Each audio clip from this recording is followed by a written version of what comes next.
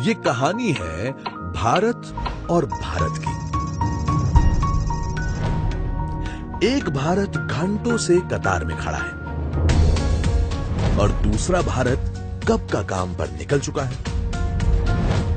एक भारत सिर्फ किताबी बातें रटकर बैठा है और दूसरा भारत पूरी दुनिया को पढ़ने बैठा है। एक भारत सरकार से मीलों दूर है और दूसरा भारत सरकार से दिन में कई बार मिलता है। एक भारत की सभी लाइनें व्यस्त हैं और दूसरा ऑनलाइन है। एक भारत अभी भी कागजों में उलझा हुआ है और दूसरा पेपर फ्री हो चला है। तो क्यों ना दोनों भारत को मिला दिया जाए एक डिजिटल प्लेटफॉर्म पर, जिससे ऑनलाइन हो सरकार, ऑनलाइन हो नागरिक, ताकि हमें अपना काम, पढ़ाई या घर छोड़कर लाइन में ना लगना पड़े, ताकि हमारा ब्लड प्रेशर भी नॉर्मल रहे और पेट्रोल का कांटा भी, जिससे न हम बेकार पसीना बहाएं और न समय गंवाएं। तो आइए बनाएं digital India, power to empower. हमारे प्रधानमंत्री जी ने हमेशा हर योजना को आकार दिया है साधारण नागरिकों के सशक्तिकरण के लिए। इसी शक्ति का एक नाम है जैम, यानी कि जन धन आधार एंड मोबाइल।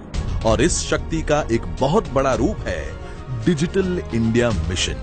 देखिए, डिजिटल इंडिया मुहिम को देश के कोने कोने तक पहुंचाने के लिए सबसे पहले जरूरी है एक एक नागरिक की डिजिटल पहचान, जो कि उसे मिल रही है आधार कार्ड से। एक बार डिजिटल पहचान बन गई, फिर सारे डिजिटल लाभ लेने के लिए चाहिए डिजिटल कनेक्टिविटी, यानी कि हर एक नागरिक तक पहुंचने के लिए मोबाइल। तो बस इतना होने पर भारत के सभी नागरिकों का स्वागत है डिजिटल विश्व में। अब इस माध्यम से कोई भी नागरिक कहीं से भी कर सकता है कोई भी एप्लीकेशन ऑनलाइन। न तो उसे कहीं जाने की जरूरत, न किसी कतार में खड़े रहने की, न ही कोई बिचौलियों की जरूरत। आपकी की गई एप्लीकेशन बिल्कुल सुरक्षित होगी, क्योंकि आप उस पर करेंगे ई साइन। एप्लीकेशन तो कर दी, पर उसके साथ जो डॉक्यूमेंट्स देने होंगे उसका क्या? उसके लिए भी अब आपको बस, ट्रेन या ऑटो में धक्के खाकर कॉपीज, ट्रू कॉपीज करवाने की भागदौड़ करने की जरूरत नहीं है। अब आप ये काम भी कर सकते हैं ऑनलाइन डिजिटल लॉकर के जरिए, क्योंकि अगर एक बार आपने अपने महत्वपूर्ण डॉक्यूमेंट्स डिजिटल लॉकर में रख दिए, तो फिर आप उन्हें आजीवन कभी भी, कहीं से भी, किसी के भी साथ शेयर कर सकते हैं। हाँ, अगर कहीं किसी परिस्थिति में आपको पेमेंट की जरूरत आन पड़ी, तो वो भी आप कर सकते हैं सरकार के पे गव के माध्यम से। और पेमेंट का रिकॉर्ड भी आपको मिल जाएगा आपके जन धन बैंक खाते से।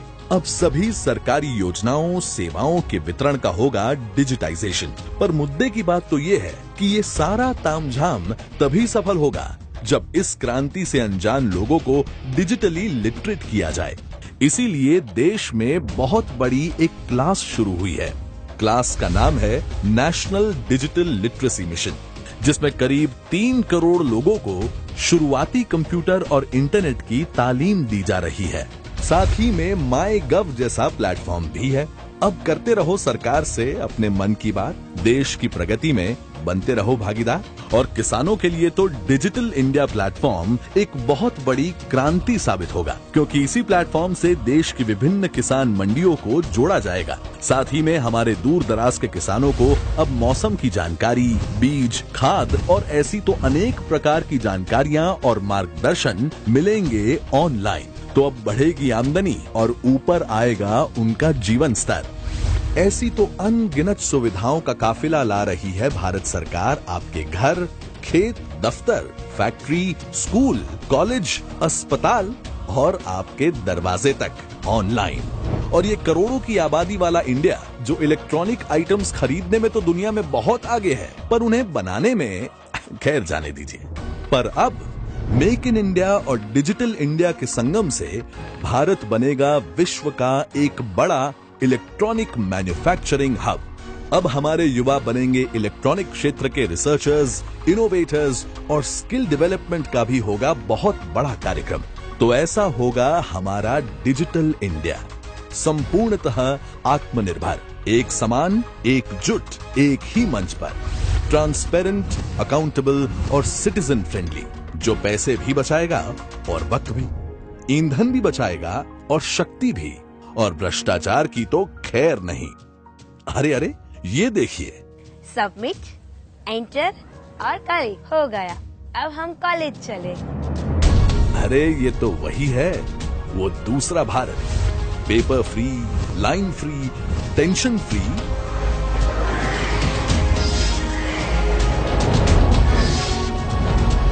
ये है digital India, power to empower.